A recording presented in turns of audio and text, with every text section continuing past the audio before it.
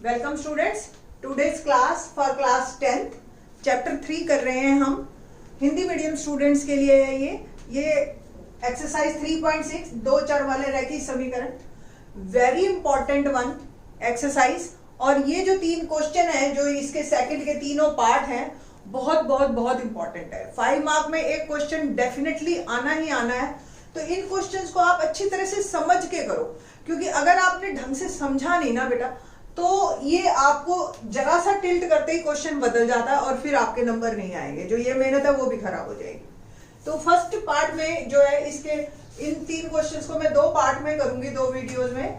First video में आपको ये सेकंड का फर्स्ट पार्ट मिलेगा और आपको एग्जाम्पल नंबर 15 मिलेगा, क्योंकि ये सेकंड का फर्स्ट काफी इजी इन्होंने दे दिया, बट प्रॉपर क्वेश्चन जो है वो एग्जाम्पल 15 की तरह आता है पेपर में। तो दोनों ही बहुत इंपॉर्टेंट है, एक बार को ध्यान से देखिएगा। क्वेश्चन क्या है, ऋतु धारा के अनुकूल 12 घंटे में 20 किलोमीटर तैर सकती है और धारा के प्रतिकूल 2 घंटे में 4 किलोमीटर तैर सकती है। उसकी स्थिर जल में तैरने की चाल तथा धारा की चाल ज्ञात कीजिए। क्वेश्चन अपने आप में पढ़ लिया। अब इसके कुछ वर्ड्स जो हैं जो आपको क्लियर कर दे, क्योंकि आप लोग ऐसे एरिया में नहीं रहते जो नदी बह रही हो, आप देख रहे हो और तैरना आता हो। मोस्टली बच्चों ने कभी तैरना किया भी नहीं होगा। तो इस तरह के क्वेश्चंस में पहले तो ये वर्ड है अनुकूल और एक वर्ड प्रतिकूल, ये दोनों आपको क्लियर होने चाहिए कि ये क्या है वर्ड।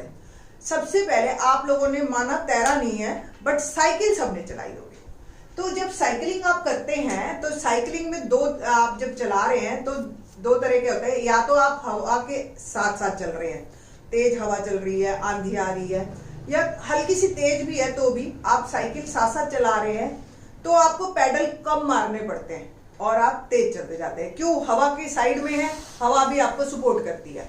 बट अगर आप अगेंस्ट है, ठीक है, तो वो अनुकूल मतलब पानी के साथ, यानी कि जहां पानी बह रहा है वहीं आप है, ठीक है। अगर इंग्लिश में बात करें तो इसको हम डाउन स्ट्रीम कहते हैं, ठीक है। डाउन पानी हमेशा ऊपर से नीचे की तरफ जाता है ना, तो डाउन स्ट्रीम मतलब नीचे की तरफ जाना। प्रतिकूल मतलब अगेंस्ट, अगेंस्ट यानी कि धारा के जो है हवा के पानी के अपोजिट जाएंगे हम। प्रतिकूल मतलब अपोजिट, ठीक है। तो अगर आपका जो है ये प्रतिकूल अगर वर्ड है तो इसका मतलब आपको डबल काम करना है और रिजल्ट आपको एक का ही मिलेगा, है ना। तो जैसे कि आप सपोज पैडल तेज मार रहे हैं और आपकी साइकिल एज कंपैरेटिवली पैडल मारने के कम चल रही है, क्योंकि जो आपकी हवा है वो आपके अगेंस्ट काम कर रही है। तो ये 2 वर्ड आपके लिए नए हैं इस क्वेश्चन में। और जब हम इक्वेशंस बनाएंगे तो एक और फार्मूला जो आपने साइंस में पढ़ रखा है, चाल बराबर है दूरी बटा समय, ठीक है। किसी की चाल निकालने के लिए जितनी दूरी और कितने समय में तय की गई, यही सूत्र आपको सिखाया है। इसको हम यूज करेंगे ऐसे। समय कैसे निकाल सकते हो? मैंने कहा मैंने 20 किलोमीटर गई 4 किलोमीटर की स्पीड से, ठीक है। 4 किलोमीटर की स्पीड से गई तो दूरी बटा 4, तो 20 बटा 4 कितने घंटे में पहुंची? 5 घंटे में, 5 आवर्स।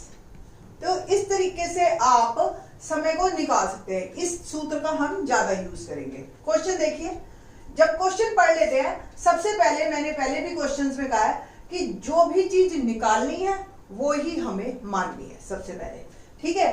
तो आप सबसे पहले मानिए कि ऋतु की स्थिर जल में तैरने की चाल। ऋतु की स्थिर जल में मतलब पानी बिल्कुल रुका हुआ है, प्लेन है बिल्कुल, ठीक है। तो और वो जो है तैर रही है, जैसे स्विमिंग पूल में तैरते हैं, ठीक है। तैरने की चाल जो है x किलोमीटर पर आवर, ठीक ना।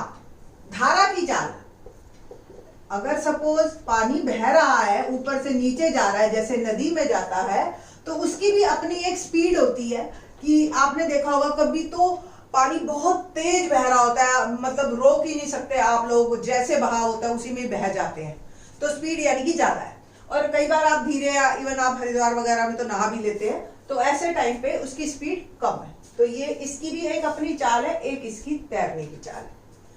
अब आपने दो और चालें निकालनी है, क्योंकि ना तो हमें कब स्थिर जल मिला और ना ही सिर्फ पानी की जल चाल से बात मतलब बनेगा।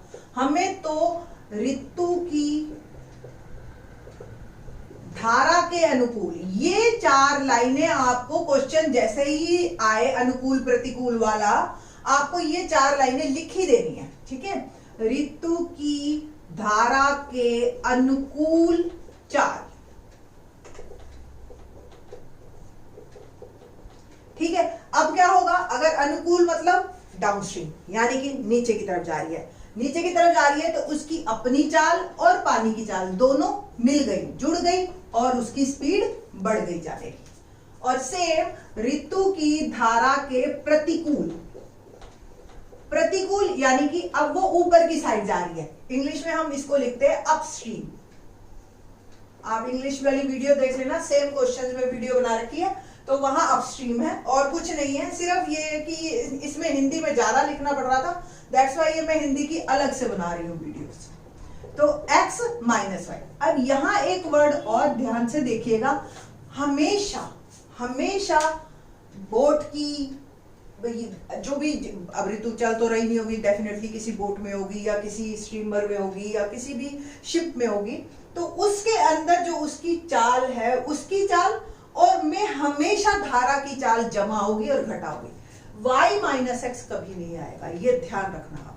वो ये लिखते ही आपका क्वेश्चन गलत हो जाएगा।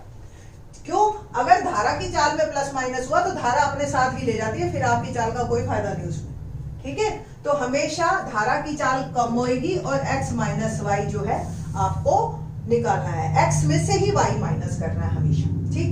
ये चार लाइनें लिखने के बाद आप फिर से एक बार क्वेश्चन को पढ़िए और अब हम इक्वेशन बनाएंगे। इक्वेशन हमेशा समय में बनाते हैं। चाल हमने मान ली, डिस्टेंस हमारा फिक्स है, दूरी, समय निकालते हैं अब in terms of x and y, ठीक है। तो कहता है धारा के अनुकूल 12 घंटे में 20 किलोमीटर तैर सकती है, ठीक है। अभी हमने क्या सूत्र लगाया था, समय बराबर दूरी बटा चाल, ठीक है। प्रश्नानुसार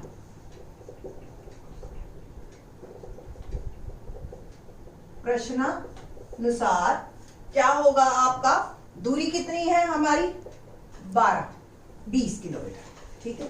चाल अनुकूल, अनुकूल वर्ड है ना, तो अनुकूल वाली चाल लेंगे आप, x प्लस वाई। और समय कितना लगा उसको, ठीक, 2 घंटे में होगा, सॉरी मैंने क्वेश्चन गलत लिखा है, 2 घंटे में 20 किलोमीटर तय करती है, तो 2 घंटे, ठीक, लाइक दैट, ठीक। नाउ अब जो आपका क्वेश्चन है, यहां से आप क्रॉस मल्टीप्लीकेशन कर दीजिए, आर पार गुना, तो x जमा वाई आ गया 20 बटा 2, यानी कि x जमा वाई आ गया 10, ठीक। ये आपकी एक इक्वेशन बन गई। अब देखते हैं दूसरी इक्वेशन। दूसरी इक्वेशन क्या कहती है, धारा के प्रतिकूल 2 घंटे में 4 किलोमीटर तय कर सकता है, तो दूरी कितनी है, 4। अब धारा के प्रतिकूल की आपकी चाल क्या आएगी, x माइनस वाई। समय कितना लग रहा है, 2 घंटे। सारी चीजें पुट कर दी, दूरी, चाल, समय, ठीक है। आपको बस आपकी इक्वेशन तैयार, सिंपल। अब इसमें भी आर पार गुना कर दीजिए, 4 बटा 2 x माइनस वाई, तो x माइनस वाई आ गया आपके पास 2। Solving this first and 2 equation, 1 व 2 को हल करने पर, अब देखो ना इस पर्टिकुलर क्वेश्चन में ये इक्वेशंस बहुत ही आसान बनी है हमारी, इसलिए ये क्वेश्चन इजी हो गया। अभी हम एग्जांपल करेंगे, एक्चुअल में क्वेश्चन वैसा आएगा पेपर में, बट ये है कि आपको ये समझ आना चाहिए कि x plus Y 10, x minus Y 2, दोनों को आप क्या करेंगे, अगर दोनों के कोफिशिएंट सेम है, जमा और एक घटा है, तो आपस में जमा कर दीजिए, y से y कट गया, 2x बराबर 12 और x आ गया 6। x का मान 1 में डालने पर, ये मैं रब कर रही हूं थोड़ा सा,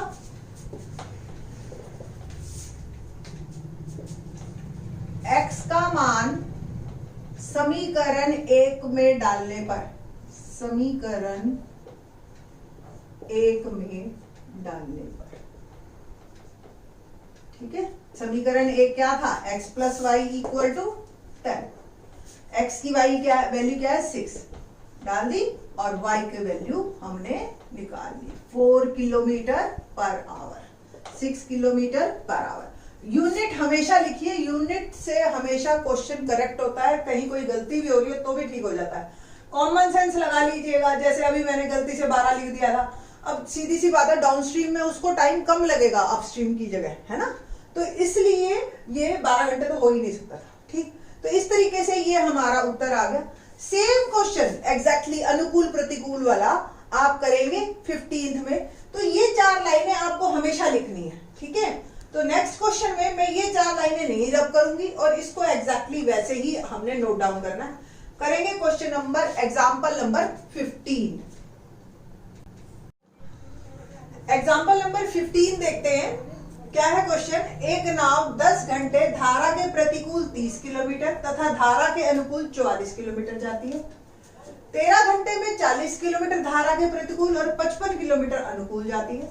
धारा की चाल तथा नाव की स्थिर पानी में जाल ज्ञात कीजिए। ये क्वेश्चन है। अब क्वेश्चन में आपका क्या इंपॉर्टेंट है एक्चुअल में, कि पहले वाला क्वेश्चन में सिर्फ एक चीज थी, अब आपकी दोनों चीजें हैं। जब नाव चल रही है तो एक कभी वो प्रतिकूल जा रही है, कभी वो अनुकूल जा रही है, तो दोनों टर्म्स आएंगे आपकी। तो 4 लाइनें जो मैंने पहले ही बताई थी मैंने रब कर दी, तो एक बार दोबारा से लिख लेते हैं। नाव की चाल क्या निकालना है हमें, एक तो धारा की चाल और एक नाव की। तो नाव की स्थिर जल में चाल, ये मैंने एज्यूम की x किलोमीटर प्रति घंटा, ठीक है, x किलोमीटर पर आवर। और धारा की चाल जो पानी की अपनी चाल है वो क्या हो गई, y किलोमीटर प्रति घंटा, हाँ, तो y किलोमीटर पर आवर। ये जो आपकी है दोनों चाल है। और मैंने 2 और बताई थी कि नाव की धारा के अनुकूल चाल, धारा के अनुकूल चाल क्या बनी थी, कि नाव की चाल में धारा की चाल हमने जोड़ दी थी, है ना। और प्रतिकूल चाल क्या बनी थी, ये थी आपकी x minus Y kilometre per hour. धारा की चाल में, नाव की चाल में से धारा की चाल हमने घटा दी। अब क्वेश्चन दोबारा से पढ़िए। 10 घंटे धारा के प्रतिकूल 30 किलोमीटर और धारा के अनुकूल 44 किलोमीटर। देखिए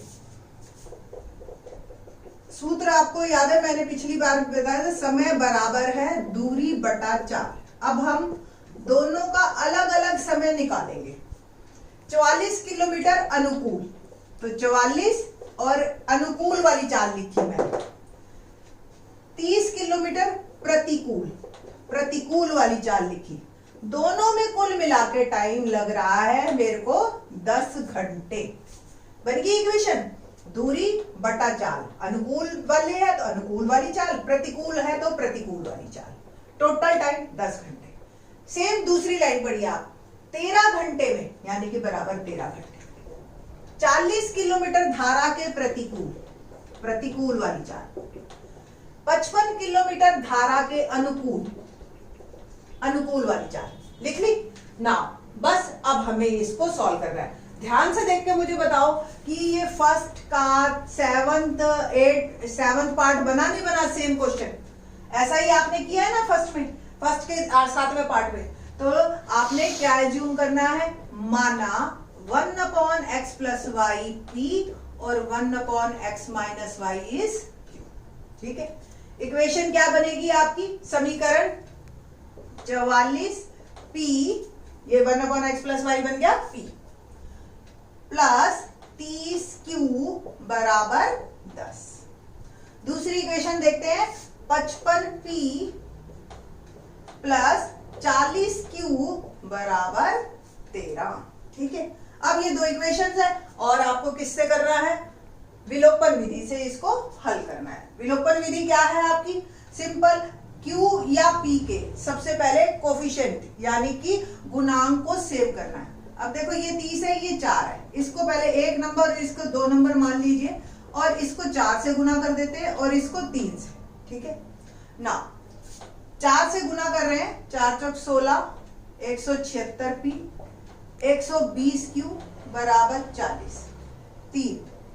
3 पंजे 15, 1 15 और 1 16 पी प्लस 120 क्यू और 13 तिये 39। ठीक है, ये आपका आ गया।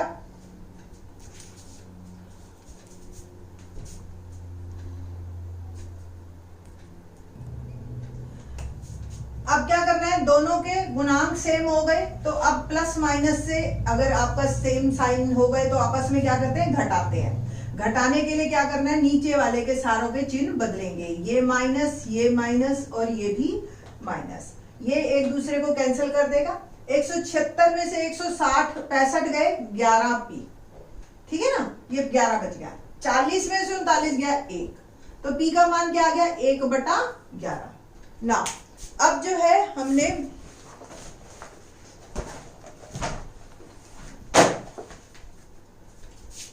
P का मान इक्वेशन 1 में डालने पर P का मान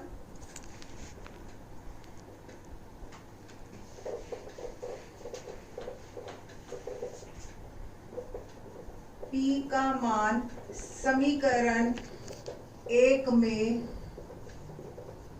रखने पर, विलोपन विधि से कर रहे हैं, आपको एनसीईआरटी में यही जो है क्रॉस मल्टीप्लिकेशन से मिलेगा, वज्र गुणन विधि से। पहली इक्वेशन में क्या है, 44p प्लस 30q बराबर 10। ठीक है, p का मान मैंने रख दिया 1/11 प्लस 30q इक्वल टू 10। 11 से ये कट गया और ये आ गया 4 plus 30q equal to 10। Now 30q 10 में से 4 उधर जाके घटा हो गया, 30q बराबर 6, q का मान आ गया 6/30 1/5। ठीक, अभी p और q का मान आया है, अभी x और y में आया, हमें क्या निकालना है, x और y। ठीक है, तो अब हमने क्या क्या मान रखा था, p क्या था 1/11 और एक्चुअल में क्या था 1/x प्लस y। आर पार गुना कीजिए, x प्लस y आ गया 11। q क्या है 1/5 और क्या माना था हमने 1/x माइनस y। फिर से आर पार गुना कीजिए तो x माइनस y क्या आ गया, x माइनस y 5। अब ये एक इक्वेशन फिर से बन गई दोनों, और दोनों को आपने फिर से सॉल्व करना है। फिर से सॉल्व करने के लिए क्या करना है, x plus y 11, x minus y 5, इसको नंबर 3 कर दीजिए, इसको 4। अब कोफिशिएंट सेम करने की जरूरत नहीं है, ये ऑलरेडी सेम है। y और y दोनों एक प्लस एक माइनस में है, तो आप इनको आपस में जमा कर दीजिए, बस y से y जमा हो गया। x और x क्या बन गया 2x, 11 और 5 16, x का मान आ गया 16 में से 2 गया 8 किलोमीटर पर आवर। x का मान समीकरण 3 में डालने पर